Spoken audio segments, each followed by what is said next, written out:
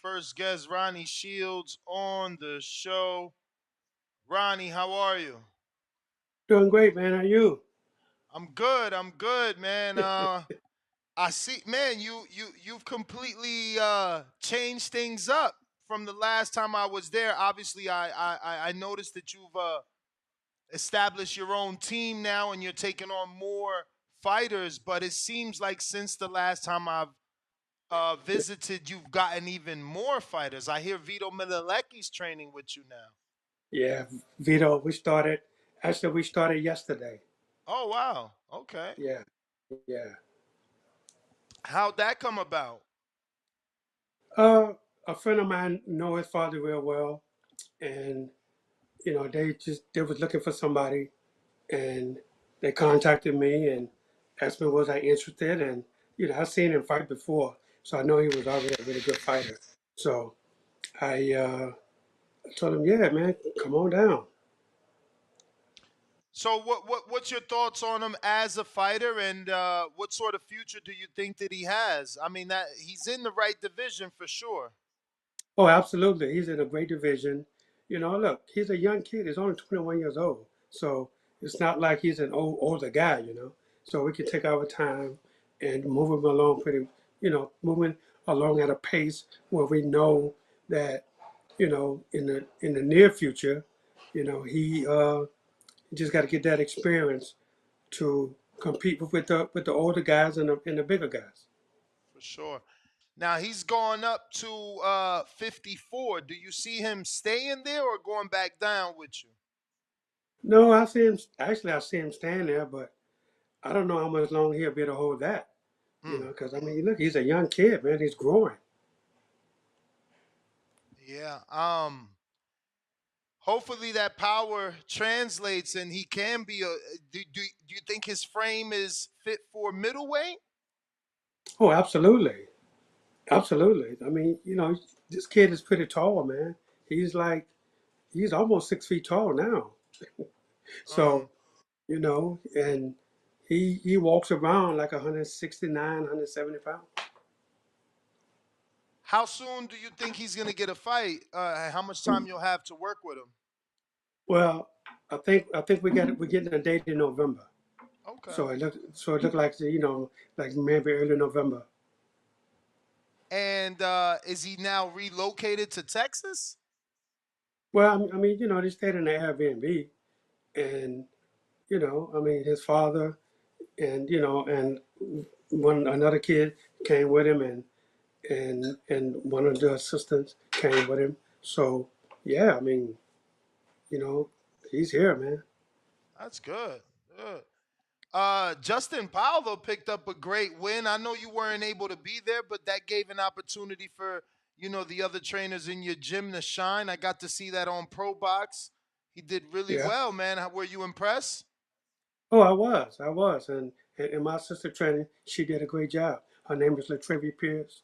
I used to train her when she was a fighter, and now she's my assistant, and she took care of business, and actually right out because Justin fought on a Wednesday in Florida, and I had another fight the same week on Friday, a couple of days later. She ended up having to come to to to uh to Atlanta because I had a kid fighting on Friday night, and I caught COVID, so I Mm. couldn't walk the corner. I couldn't go. Yeah, I couldn't even go to the fight. I had to stay in my hotel room for the whole week. And she came in, she took care of business, and my guy got an 8 round knockout. I hear COVID is ramping up, specifically in Texas. Jamal Charlo had a media workout that last minute he canceled and didn't allow media to get in for the fear of the spread of COVID. Um, how is that with training your guys and sparring? Are you back to making sure people are coming in with, I guess, clear test results? Well, we haven't tested anybody, but I mean, everything seems to be well. Like I said, I stayed away from everybody for like 10 days and got retested again, and everything was good with me. And, everybody seems to be well now. So, So obviously, one of the big pieces of news is that Ronnie Shields introduced Jamal Charlo to Roy Jones, and now Jamal's in Pensacola, Florida. Well, it was. It's not like it's not like it seems, right? So Jamal has been having some problems, and I thought Roy would be a good mentor for him right now. That's what he needs, a good mentor. And and he's doing some good things up there with Roy. I talked to Roy yesterday. I mean, I'm sorry, on Monday. We talked Monday, and everything seems to be good. I talk to Jamal like every couple of days. He's happy. He's getting some good workouts in, and he's doing some good things. He's getting a life lesson also with Roy, and this is something he needed, and he didn't need it to hear from me.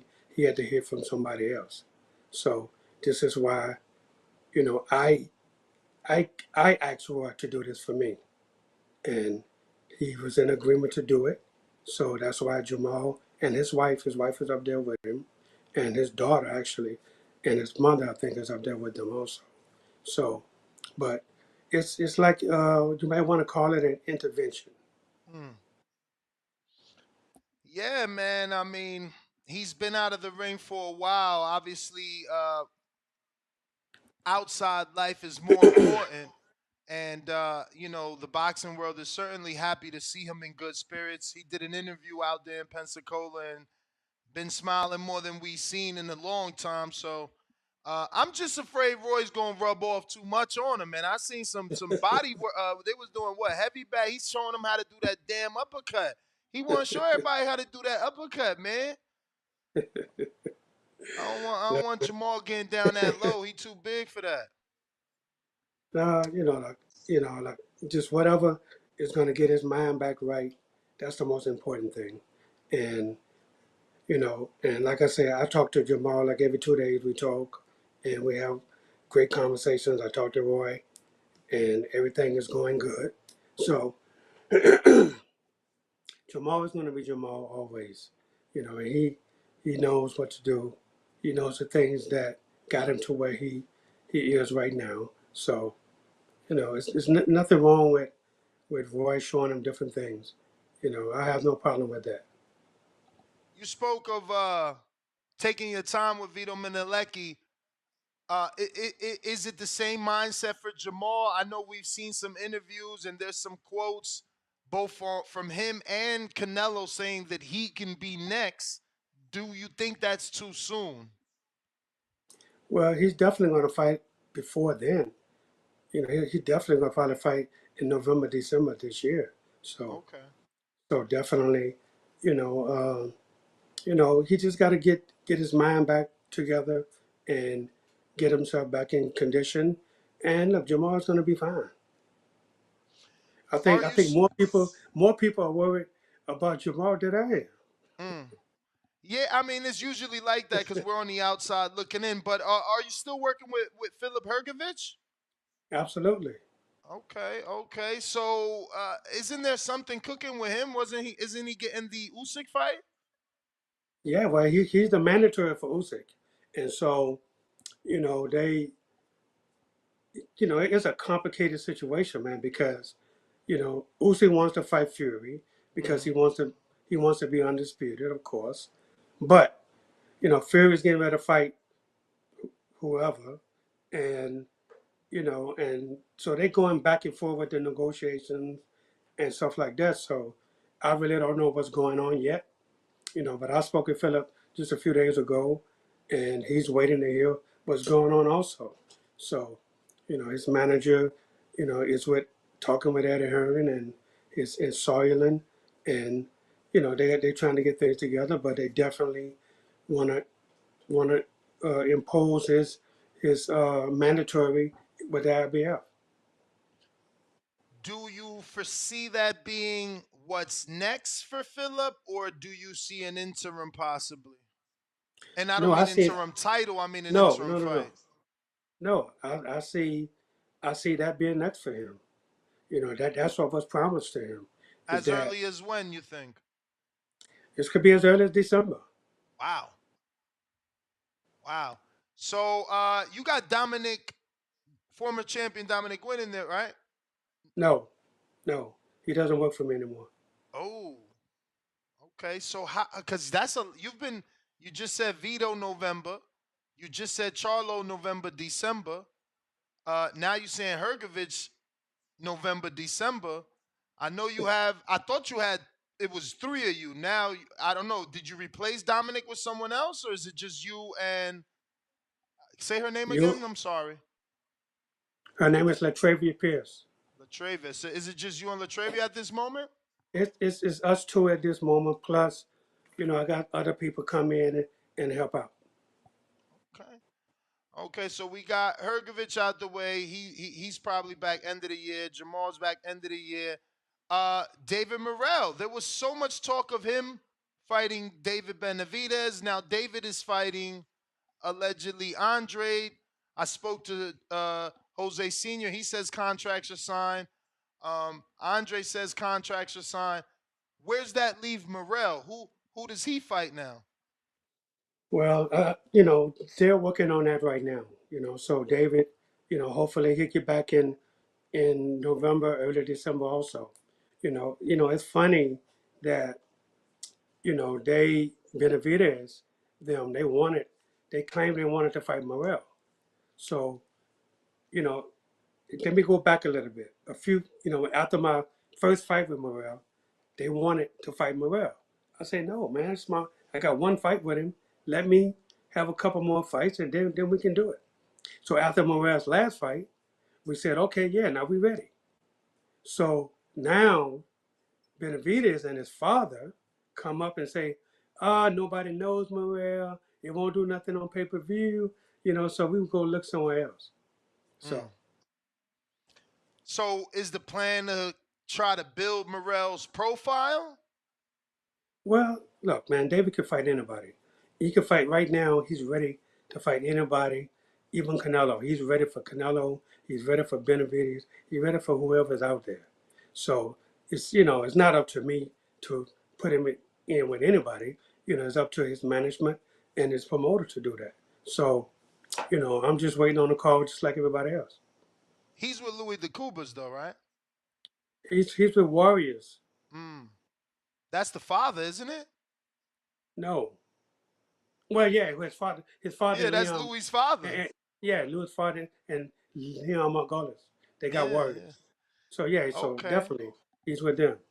Did you see this weekend's fight? I know you're a busy man, but Mabili is coming up on those rankings. He's number 3, and it really makes him number 2 because Andrade will be eliminated fighting David Benavidez now, and then you got Eric Banazian and Christian Mabili. Uh, No, I didn't see the fights this weekend. mm. Have you looked at any tape of Mabili from Canada? No, I haven't seen anything about him yet. Wow. He's trained by I want to believe he's trained by Mark Ramsey. He's a big Oh, okay. puncher.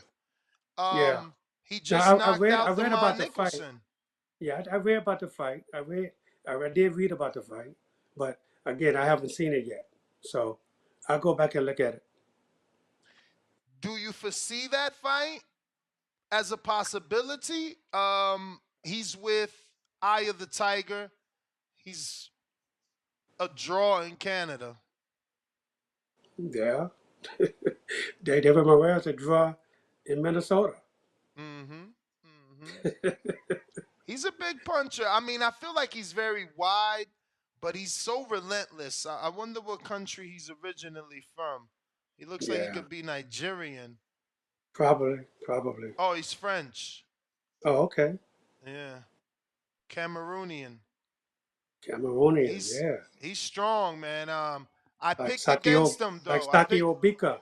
Yes, like Saki Obika. I picked against him. I thought that Nicholson, he's been proving all his career how durable he is, but Mabili picked up the stoppage. It was Yeah. impressive. So, all right, we got the Morel. You got Yoenis Tellez, is another Cuban. Shout out to Tez. Tell's. Is Tell's? Tez. Tez. Tez. There you go. You Tez. don't pronounce Okay. the L's. Yeah. Okay. Um, Another Cuban boxer here.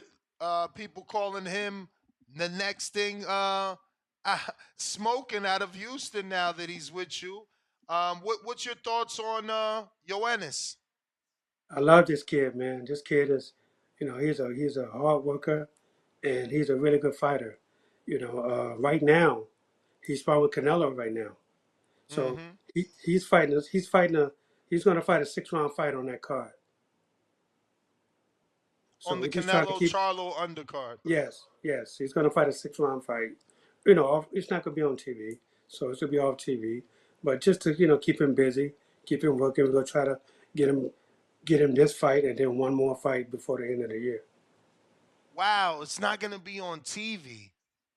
Well, he's just going to fight a 6 round fight. I'm saying, Look, but you got to. he just beat Sergio Garcia. Like that's a I know. huge step up with six I fights to understand. beat someone that Fundora fought and like I I mean understand. Tony But Harrison beat he can't get on television. I mean, with just a damn. 6 round fight. I mean, why would they put him on in a 6 round fight? I mean, just enough, just a fight to keep him busy and keep him on me. Look, you don't take nobody lightly. That's number one thing. I don't even know who the opponent will be is right now. But they sent me an opponent, to look at, but I haven't heard anything back yet on the opponent. But you know, with just a 6 round fight, man. I mean, hopefully they could put him on something. But as far as I know, I don't think it's going to be on anything for him. Were you how many fights in are you with him? I had 3 fights with him now. So you had the Cameron Carell fight. Yes, What happened? And I only say that because it's like, wow, that's I mean, I know Cameron. He's been around a while. That one he didn't stop him. I didn't get to see it. Obviously, it was in the Caribbean Royale. I'm assuming it's on one of those Jake Paul cards. But yeah, it yeah, was. what was it? I mean, and shout out to Cameron. He just upset someone else the other day, actually.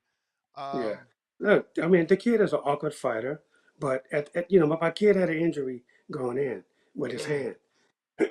So we either pull him out or he just get in there and don't worry about just win the fight, and that's what we did. yeah, Cameron upset Sona Yeah, Akel, and yeah, Akel was just in a fight the other day. right. So, I mean, that was a huge step up to fight Sergio Garcia. So, I mean, this And on kid's 2 weeks' notice. wow, 2 weeks notice. Yes. And whose idea was that?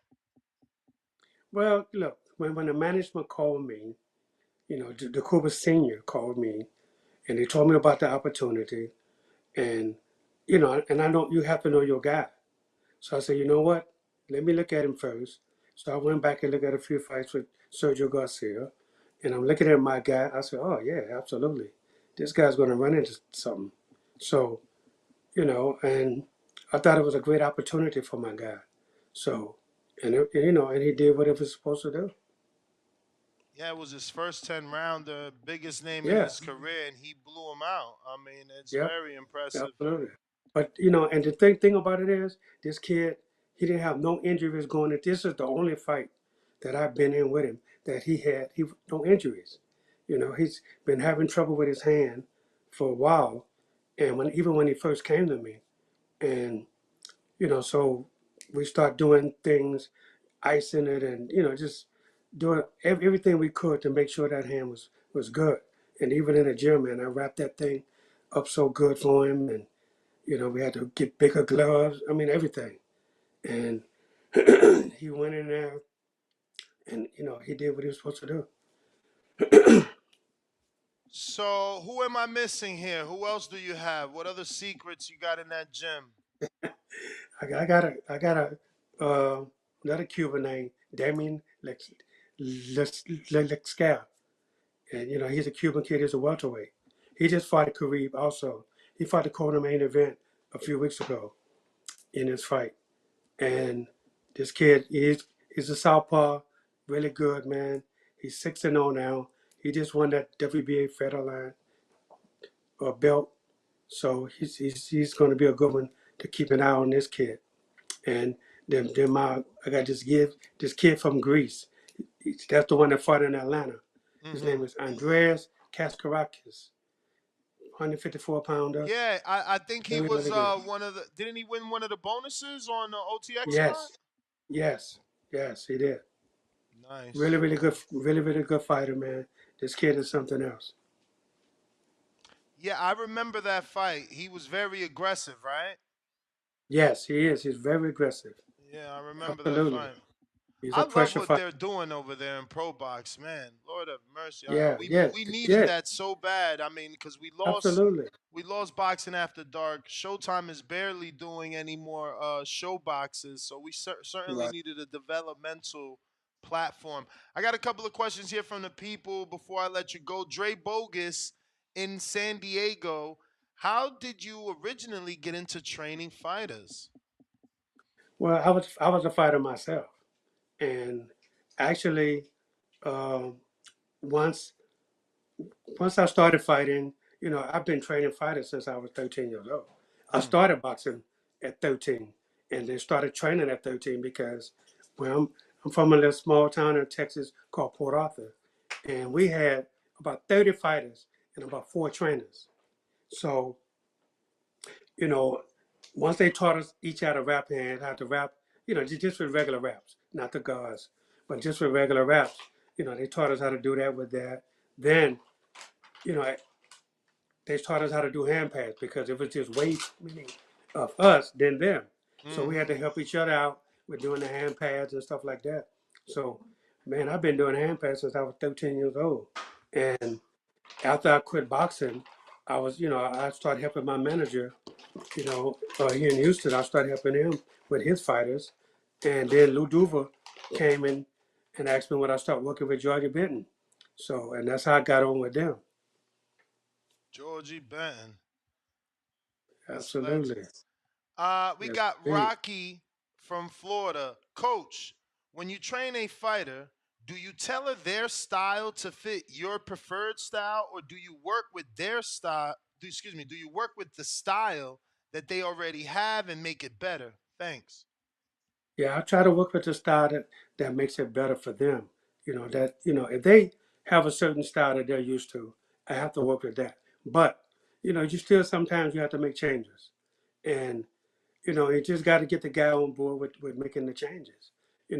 And I tell guys all the time, I'm gonna throw a few different styles at you, and whatever sticks is gonna stick.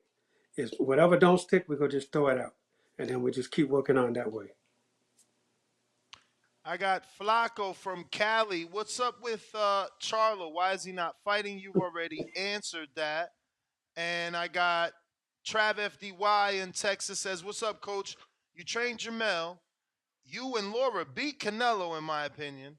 How do you see Canelo versus Jamel playing out? I think Jamel is fighting Canelo at the right time."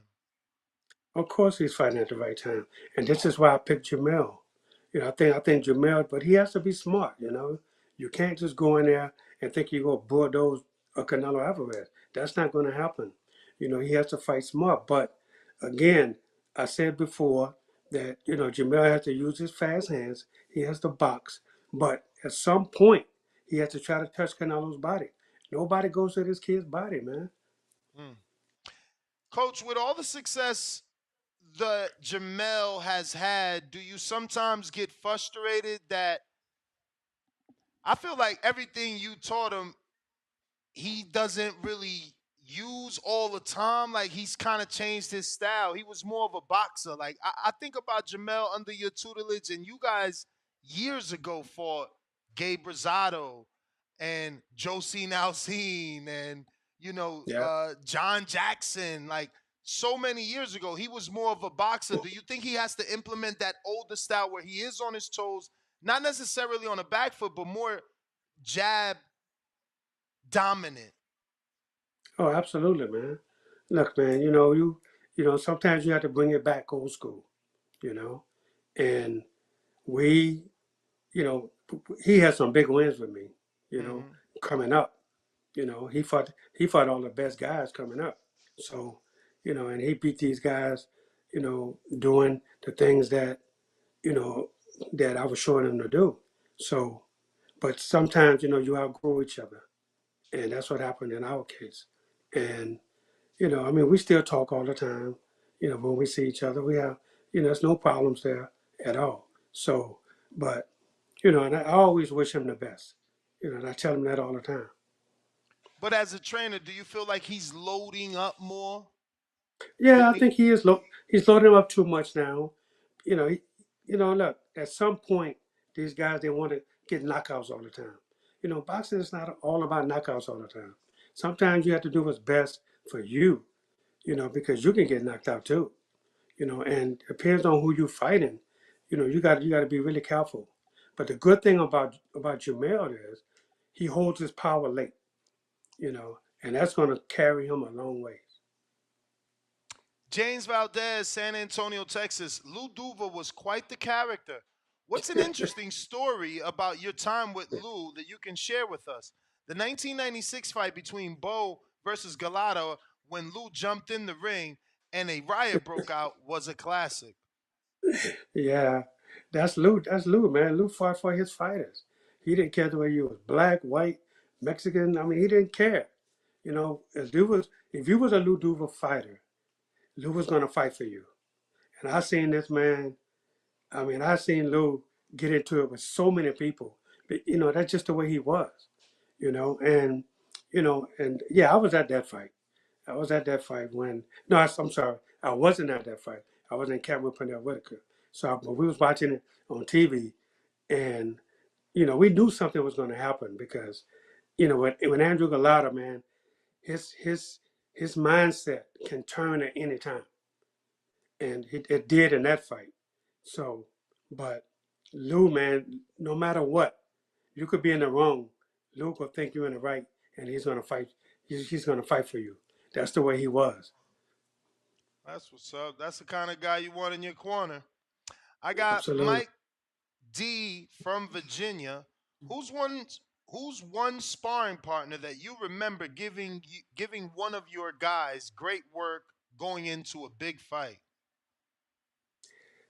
Oh man, spawn partner. Oh wow, we had a lot of spawn. Well, I tell you one. When when Vernon Forrest came in, when Vernon Forrest first came, in the camp with us, he sparred with Pernell Whitaker and helped Pernell Whitaker for one of his fights. And I say, man, you got to be with us, man. There's no way you're too good not to be with anybody. And so Holyfield was helping Vernon at the time. And Holyfield told him the same thing. Look, man, you need to sign with main events. Simple as that. Because we need you, man. Mm. And I would have to say Vernon Forrest. Coach, I don't know if you heard about the passing of Mike Stafford, and just Yeah. wanted to ask if you had any times with him and you can share any good stories. I when Adrian Brono uh, first came on the scene, I used to see Mike Stafford all the time. He was such a great guy, man, and he he was probably one of the nicest guys in the sport of boxing. Mm. And it was so sad. Matter of fact, the day he got killed, I mean, the day he died, the day he died, I was on the phone with Kelly Swanson, and she told me that she just got the word that Mike Stafford died.